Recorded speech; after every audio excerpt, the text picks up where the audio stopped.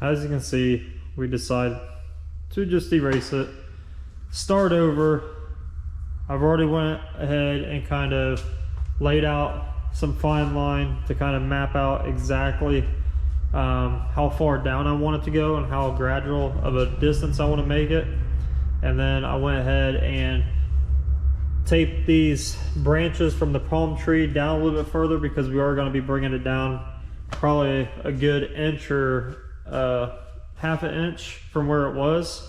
So yeah, so like I said, I want to make it to where it is very nice and subtle, not too choppy, just kind of like a nice day on the beach without major waves or anything, crazy wind. So that's what we're going to go for.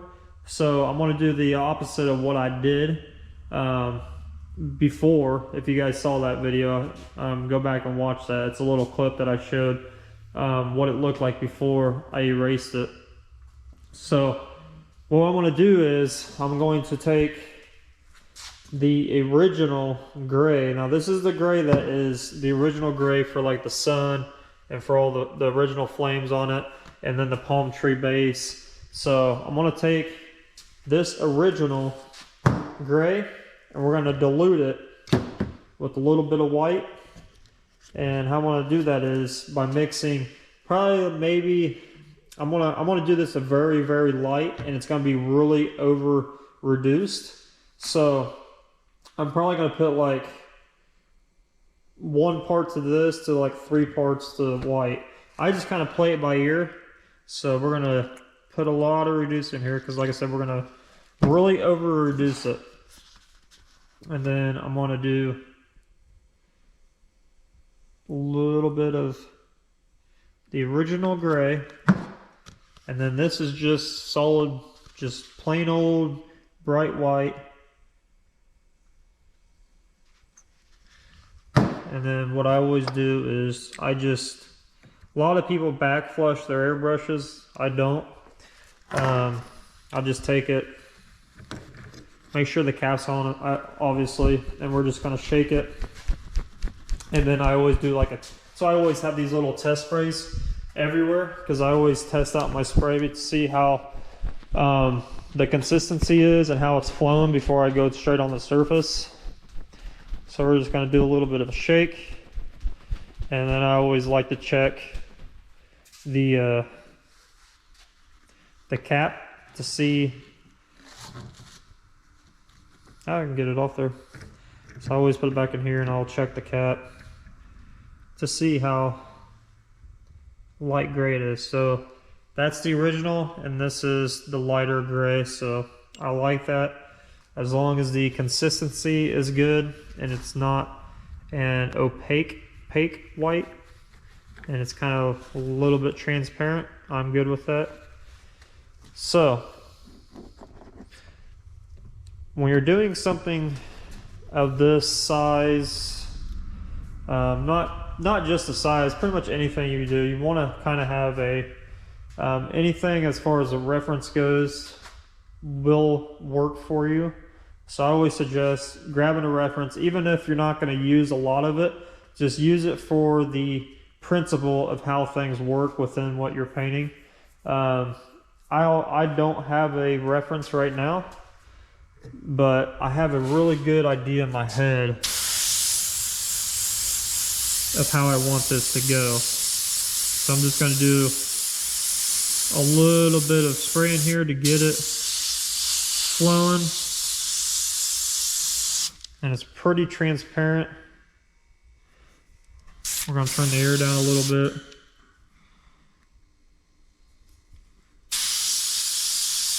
Because I don't want a lot of overspray.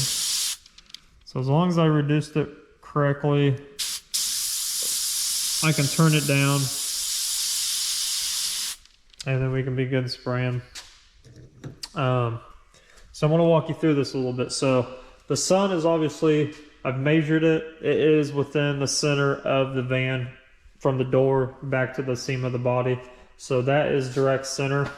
So I want this to even, since the beach is going kind of at an angle, like we're teardropping it a little bit towards the back end. It's going to be up high on the front by the palm tree. Since we were teardropping it down just a little bit, the waves or the light reflecting off of the ocean waves and the water is going to be a gradual going like down, kind of like a downslope. So that is my thinking process of it. And obviously you're going to have probably a big old light shadow back here and over here. And it's just going to gradually kind of just dissipate back here. So that is my game plan. Let me get you guys set up and let's get started airbrushing.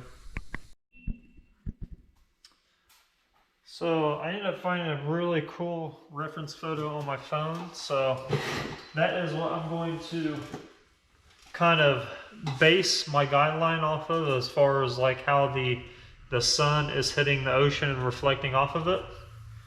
So I'm going to give this a good wipe down.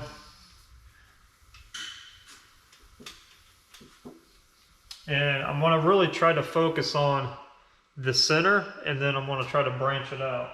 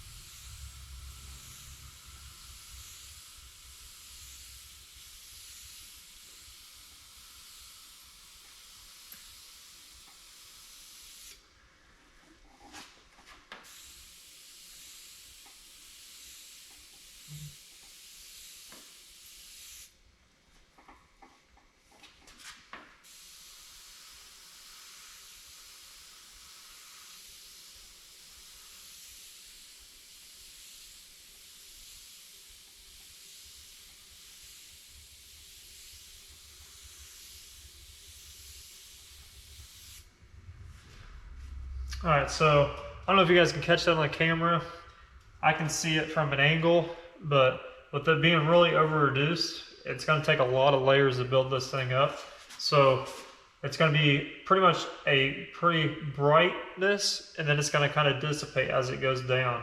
So I want to make it, it's going to be pretty wide. So I'm going to try to get this thing gradient all the way through to flow and keep doing my passes. And it's going to slowly start coming to life. And as I'm doing this, I'm going to trickle it out, because I don't want to really go in there and just kill it with a lot of paint. I want to try to build everything up. One of the things that the customer and I kind of talked about with this is he doesn't want to just white out the whole thing like it's just the water, and the water's there with different types of colors and everything. He wanted some of this blue, this original blue, to kind of show through it. So it's going to be really... takes a lot of time to build up when you're really working with over-reduced paint, but it's going to be really cool with all the layers and all the different tones of gray that I'm going to use, and some of the whites that we're going to put in this.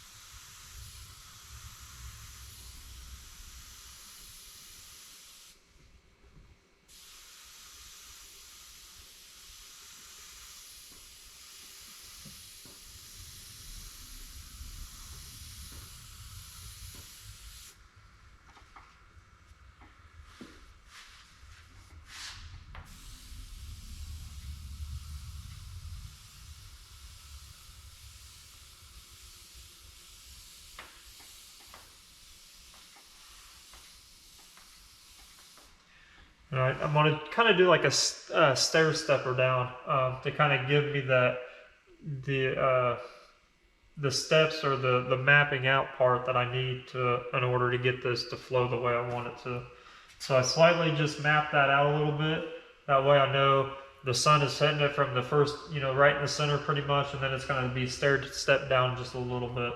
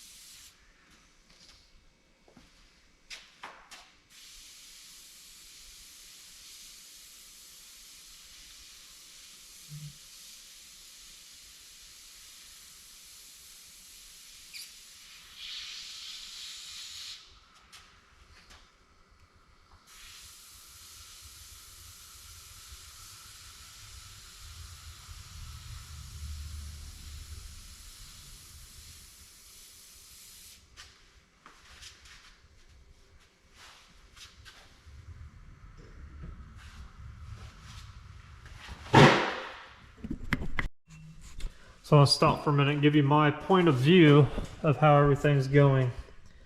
So you can kind of see I'm starting to slowly work it in.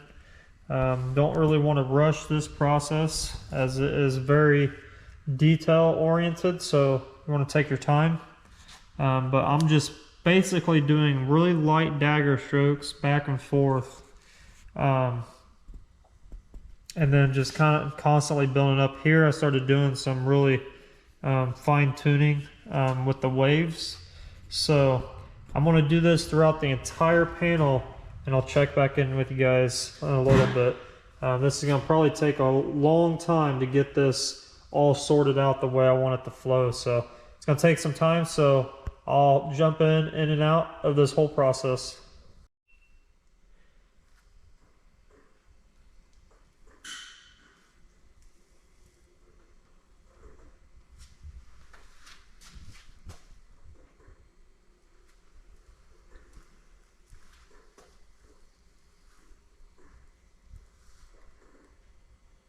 Hopefully you guys can see all that. It's really light towards this area. I don't know how dark I'm going to end up building that up, but I went ahead and took a piece of chalk and I just kind of chalked out my where I want to eventually start with the sand. So I necessarily don't want to go all the way down with the water to the sand. I might have in some places, might not in some others. I really want it to be like really just free flowing and not just something like it looks like somebody put a sticker on it, if that makes any sense, with hard edge lines and all that stuff. So that's why I kind of got this stuff kind of free flowing. And then I'm going to continue on. I just kind of, like you guys saw, I started building everything up in the middle. And once I got that the way I wanted it and wanted it to look, because you got to understand, like, you're looking at this from a horizon line, right? So imagine you're sitting on the beach here and you're looking right at the sunset. So you got to kind of proportion things the way they need to be in order for them to look right and play well with everything else. So I always start in the center if I can. Water's kind of tricky. It's not really hard necessarily. You got to get out of your head of what you think it's supposed to look like, because you got to paint what you see, not what you think you see. So it's kind of tricky in that regards, but everything else, I mean, it just takes a lot of layers. As you saw me do in the middle of it, it took layers and layers and layers and layers, because you want all those different kind of tones. Even though I'm using a really light gray, some of the stuff almost looks like white, right?